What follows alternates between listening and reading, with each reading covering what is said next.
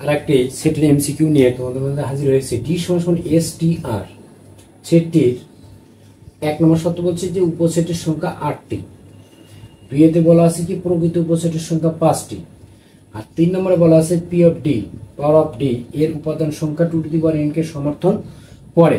নিচের কোনটি সঠিক? ক 1 2 সঠিক, খ 1 3 সঠিক, গ 2 3 সঠিক, না ঘ 1 2 3 সঠিক? কোনটা আসলে সঠিক হবে?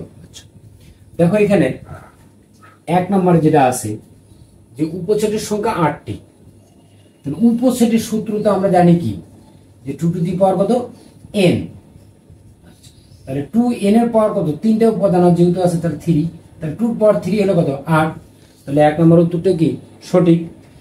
হতে বলছে প্রকৃত উপসেটের সংখ্যা 5, কিন্তু প্রকৃত উপসেটের সূত্র কি হবে যে 2 to the power n minus কত 1, তাহলে 2n এর মান হচ্ছে কত 3 মাইনাস কত 1, অর্থাৎ 2 পাওয়ার 3 হলো কত 8 মাইনাস কত 1 সমান কত হবে 7, তাহলে এখানে কি হবে 7 আসতেছে এখানে, কিন্তু এখানে বলছে কি 5, তাহলে আমাদের 2 নম্বর সঠিক নয়।